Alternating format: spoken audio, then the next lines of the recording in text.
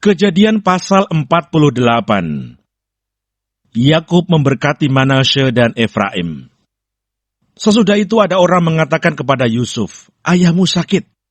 Lalu dibawanyalah kedua anaknya, Manasye dan Efraim. Ketika diberitahukan kepada Yakub, "Telah datang anakmu Yusuf kepadamu." Maka Israel mengumpulkan segenap kekuatannya, dan duduklah ia di tempat tidurnya.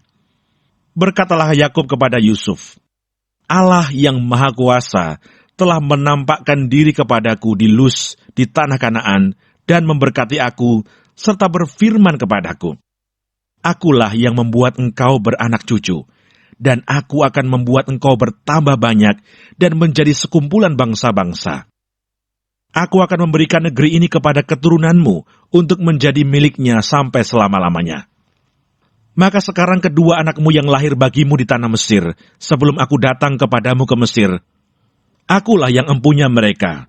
Akulah yang akan empunya Efraim dan Manasye, sama seperti Ruben dan Simeon. Dan keturunanmu yang kau peroleh sesudah mereka, engkaulah yang empunya.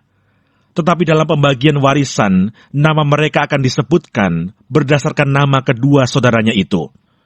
Kalau aku, pada waktu perjalananku dari Padan, aku kematian Rahel di tanah Kanaan di jalan, ketika kami tidak berapa jauh lagi dari Efrata, dan aku menguburkannya di sana, di sisi jalan ke Efrata, yaitu Bethlehem.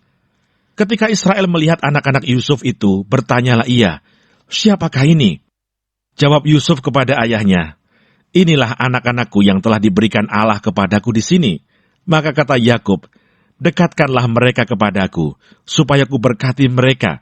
Adapun mata Israel telah kabur karena tuanya, jadi ia tidak dapat lagi melihat. Kemudian Yusuf mendekatkan mereka kepada ayahnya, dan mereka dicium serta didekap oleh ayahnya. Lalu berkatalah Israel kepada Yusuf, 'Tidak kusangka-sangka bahwa aku akan melihat mukamu lagi. Tetapi sekarang Allah bahkan memberi aku melihat keturunanmu.' Lalu Yusuf menarik mereka dari antara lutut ayahnya, dan ia sujud dengan mukanya sampai ke tanah. Setelah itu Yusuf memegang mereka keduanya, dengan tangan kanan dipegangnya Efraim, yaitu di sebelah kiri Israel, dan dengan tangan kiri Manasye, yaitu di sebelah kanan Israel. Lalu didekatkannya lah mereka kepadanya. Tetapi Israel mengulurkan tangan kanannya dan meletakkannya di atas kepala Efraim, walaupun ia yang bungsu, dan tangan kirinya di atas kepala Manasye. Jadi tangannya bersilang, walaupun Manasye yang sulung. Sesudah itu diberkatinya lah Yusuf, katanya, 'Nenekku dan ayahku, Abraham dan Ishak, telah hidup di hadapan Allah. Allah itu sebagai Allah yang telah menjadi gembalaku selama hidupku sampai sekarang, dan sebagai malaikat yang telah melepaskan aku dari segala bahaya. Dialah kiranya yang memberkati orang-orang muda ini, sehingga namaku serta nama nenek dan bapakku, Abraham dan Ishak, termasyhur oleh karena mereka, dan sehingga mereka bertambah-tambah menjadi jumlah yang besar di bumi.' Ketika Yusuf melihat bahwa ayahnya meletakkan tangan kanannya di atas kepala Efraim, hal itu dipandangnya tidak baik.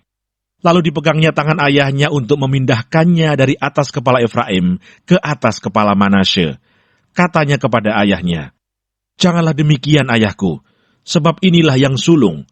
Letakkanlah tangan kananmu ke atas kepalanya.' Tetapi ayahnya menolak, katanya, 'Aku tahu, anakku, aku tahu. Ia juga akan menjadi suatu bangsa, dan ia juga akan menjadi besar kuasanya. Walaupun begitu, adiknya akan lebih besar kuasanya daripadanya, dan keturunan adiknya itu akan menjadi sejumlah besar bangsa-bangsa.' Lalu diberkatinya lah mereka pada waktu itu, katanya, 'Dengan menyebutkan namamu lah orang Israel akan memberkati. Demikian, Allah kiranya membuat engkau seperti Efraim dan seperti Manasye.' Demikianlah didahulukannya Efraim daripada Manasye. Kemudian berkatalah Israel kepada Yusuf, 'Tidak lama lagi aku akan mati, tetapi Allah akan menyertai kamu dan membawa kamu kembali ke negeri nenek moyangmu. Dan sekarang aku memberikan kepadamu sebagai kelebihanmu daripada saudara-saudaramu, suatu punggung gunung yang kurebut dengan pedang dan panahku dari tangan orang Amori.'